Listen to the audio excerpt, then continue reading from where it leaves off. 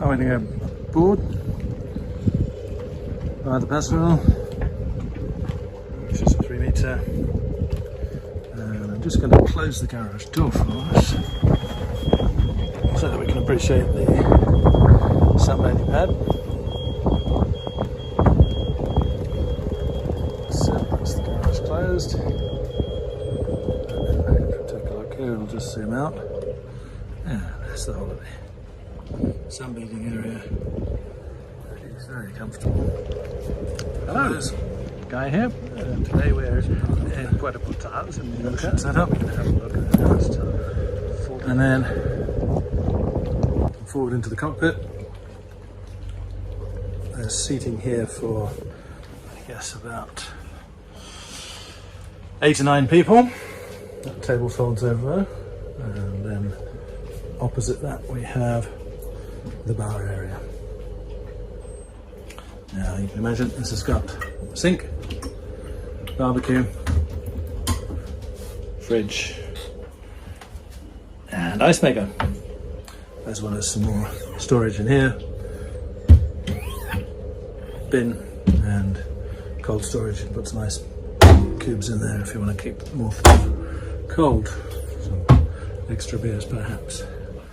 Right, and then the co-pilot area. 2 or 3 people can sit there quite happily, sharing the fun of driving this, because make no mistake, it's a fun boat to handle on the water. We've got IPS drive, so there's a joystick there. These are the 600s, or you can drive it purely on the levers, plus bow thruster. Depends if you like the new technology or you're more old school, but you've got both options there. And the engine hours, I checked just now, they are exactly 187. That's true hours on here, 187.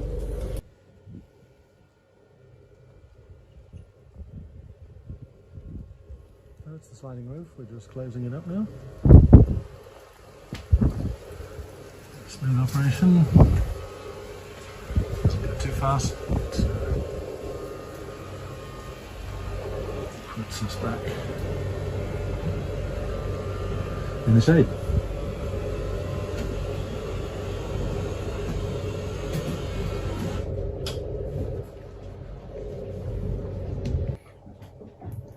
Now we come inside the boat down below into the saloon area. And you'll see it's in the very recognisable dark wood.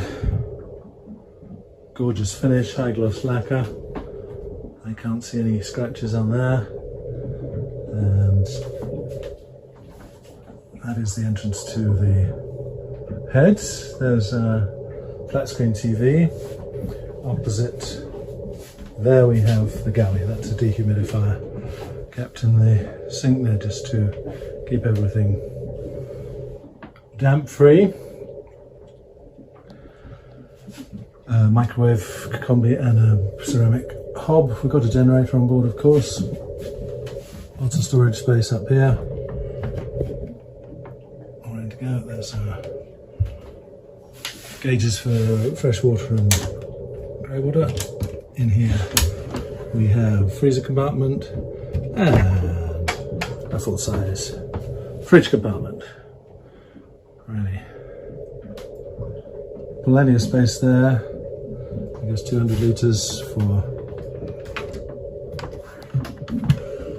long cruises. And over here, rather ingenious larder space. So just zoom out for you on that. So that's the pull-out storage. Get all your dry provisions, and it's got a lovely firm lock on it to stop anything going astray. And here we have the breaker panel. Very handy. We can turn on or off any of the systems on board. And then overall 24 volt and 240 volt panel. We can turn our engines on or off, we can turn the batteries on or off, and we've got the aircon, which can all be started with one button, and we've also got a remote control for the generator. And that's it. Now let's move into the owner's cabin. It's always a highlight in the midships of the boat. Just my gimbal out of the way. There. Now, good king size bed, big windows, nice storage space both sides. We've got drawers all along there and on the other side too. We've got hanging locker, nicely finished, light in there, and I do like this stitching on the leather, on the detailing of the outside of the hanging locker. And I'll just get out of the way, but that is the full-length mirror, of course, getting dressed to go out. Then we've got owner's cabin heads, of course, basin, loo, and flips up to reveal our loo, covers up there, and a good height shower, and the same finish as the walls here, which are panels. Nice effect, man.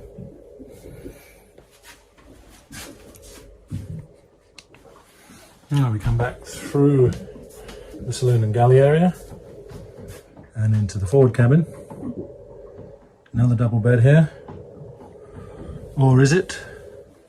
Say you have two singles, want to use them as single berths. They pull apart like scissors. And there you are. A twin berth.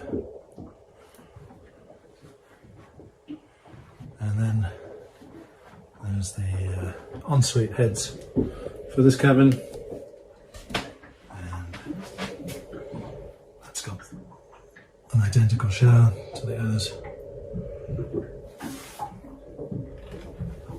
and the same setup here.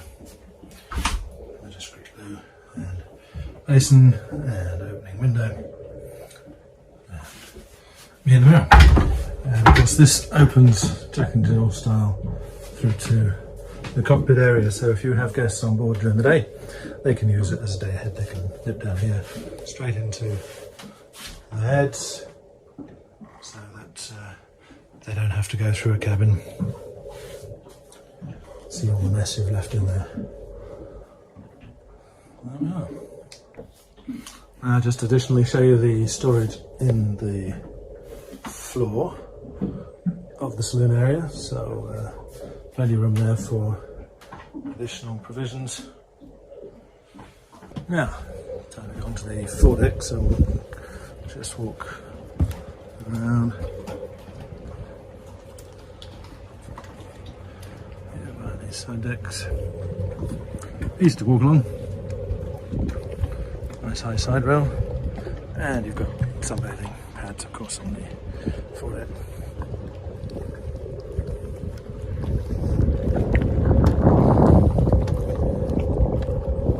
Bright sunny day here in Mallorca, we get many of. So if you'd rather sit a bit more upright, read your book, then these headrests are adjustable up like that.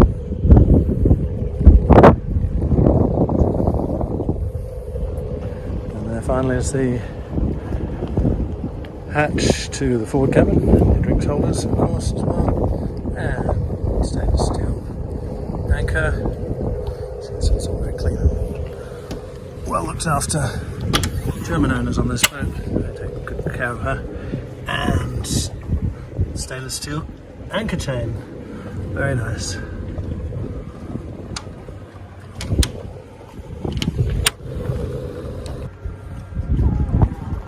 Right, we're just going to access the engine bay.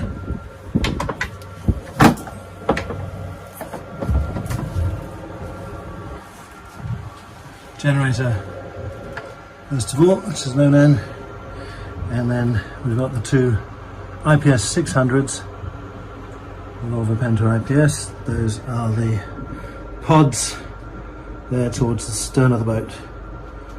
Got LED lighting in the engine bay here, it's handy. Twin little water filters. There's the starboard side pod, and that's connected, as you see, to that starboard engine.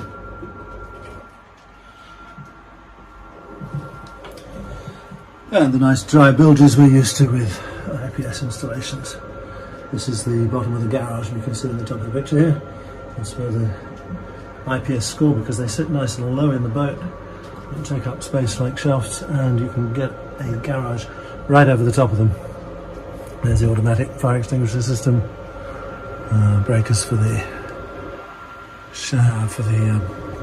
bow thruster, battery charger here, handy 220-volt socket here in the engine bay, and a light. So it's nicely laid out. They do this very well indeed. And just to remind you, these engines have done exactly 187 hours, and very little at all.